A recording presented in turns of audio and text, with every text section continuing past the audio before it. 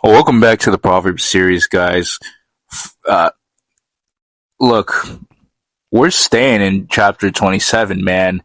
There are just too many good verses there in that chapter, man. There's just too many gems, too many profound, just droppings of wisdom, nuggets of wisdom, if you will, in that chapter. So, again, I feel like a lot of these truly can be like expanded and expounded on here to a very deep level in practical application to our life. And, I'll get to that. You guys know the protocol, obviously, but we'll get to that at the end of the video. But for now, I want to read the verse.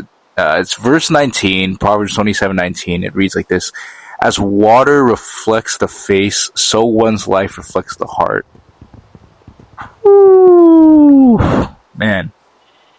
You know, before mirrors were common, still water was actually one of the primary ways a person could see their own face back then, right? Like you would lean over a pool, a basin, or even a calm surface, and the water would just give back to you an image of what you look like. Not what you imagined you look like, not what you hoped you look like, but what was actually there. And so the reflection was honest in a way that no amount of self-perception could replicate, because it showed you something about yourself that you could not see from the inside. So in Proverbs 27:19, I believe takes that familiar image and applies it inward. The way water gives back an accurate image of the face, right? A person's life gives back to them an accurate image of the heart. What we do, how we treat people, what we pursue, how we spend our time, what we say when no one is watching, and all of it functions as a reflection that tells the true story of what is actually operating at the center of us.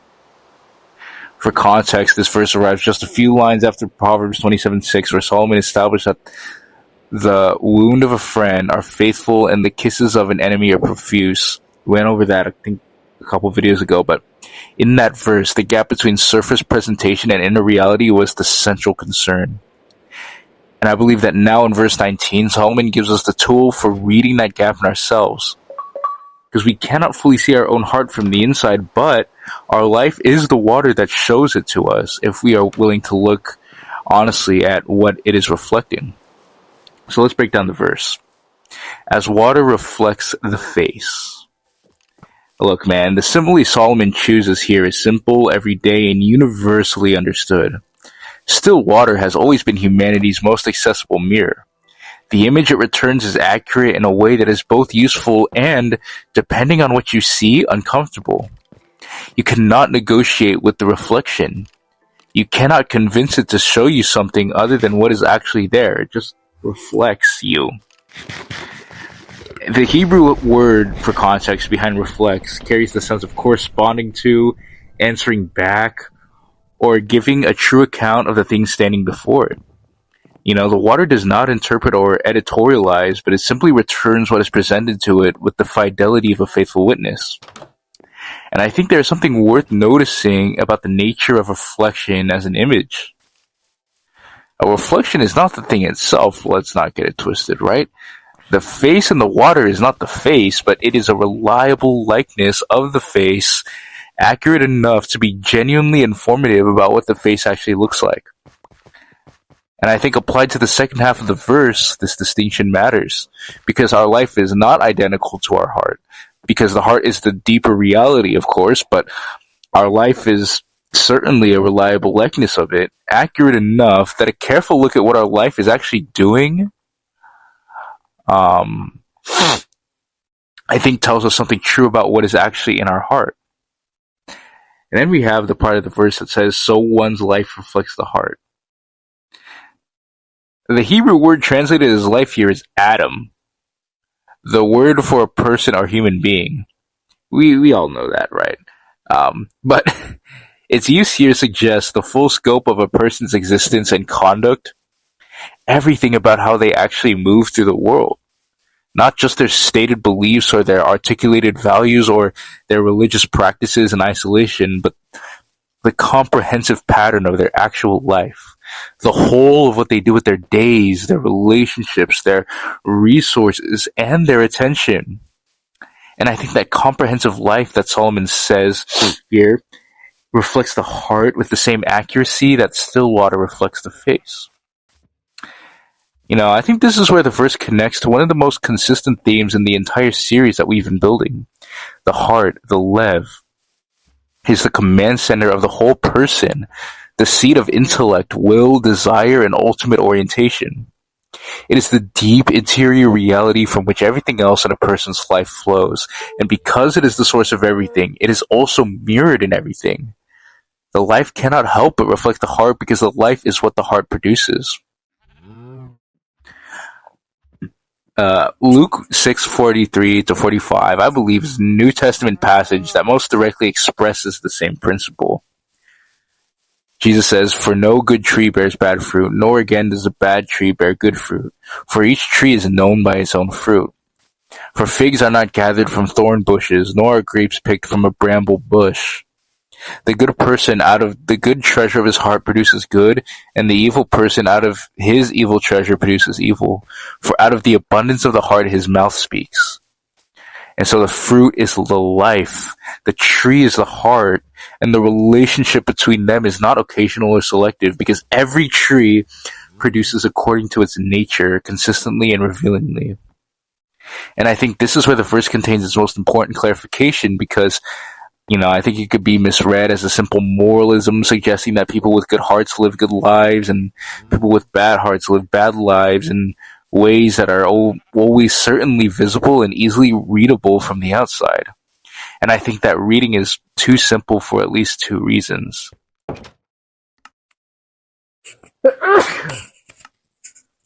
First, the heart itself is complex in ways that resist easy external reading. We established in Proverbs 20, verse 5, that the purposes of the heart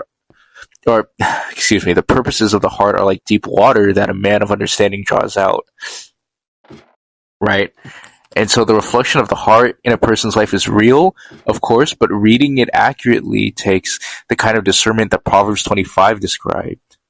It is not always immediately obvious. It requires the patient, attentive observation of consistent patterns rather than quick judgments based on isolated moments. Second, and more importantly, I think the primary purpose of this verse is not to give us a tool for reading other people's hearts through their lives, but it is to give us a tool for reading our own. Jeremiah 17:9 established that the heart is deceitful above all things, which means our internal sense of what our heart contains is not fully reliable. We can convince ourselves that our motivations are pure when they are not, that our desires are rightly ordered when they are misaligned, that our orientation is toward God when it has quietly drifted. And the reflection of our life in the water of observable conduct is the external check on that internal self-deception. Like, what does my actual life show about what my heart actually contains? I think that question is the one that this verse is primarily asking us to sit with. Back in Proverbs 4:23, which we have referenced throughout the series, it frames the relationship between heart and life in terms of what is at stake.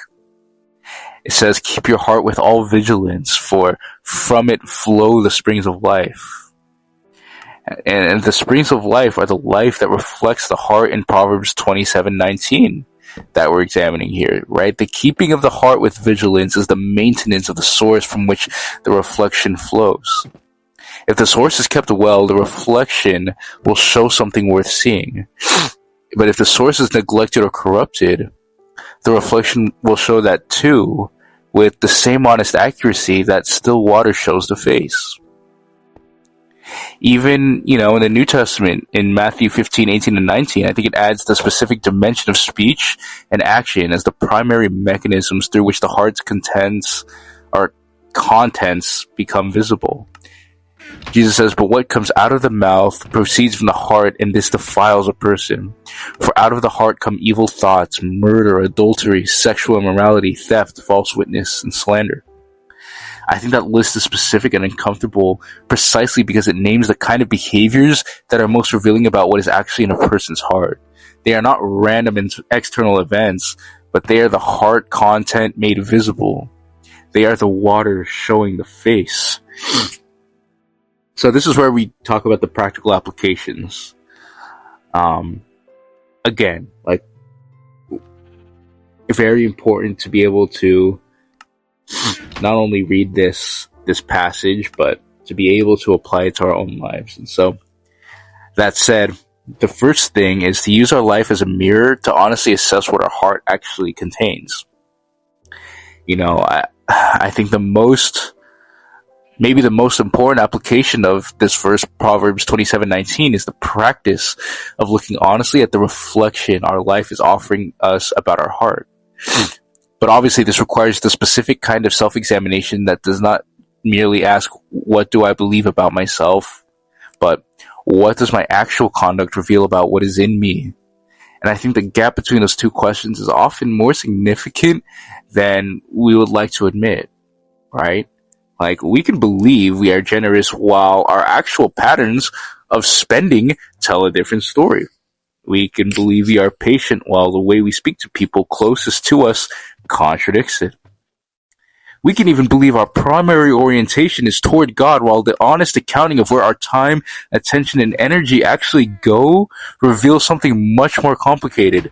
The life is the freaking water, right? Looking at it honestly is the practice of genuine self-knowledge that Proverbs 27:19 is inviting.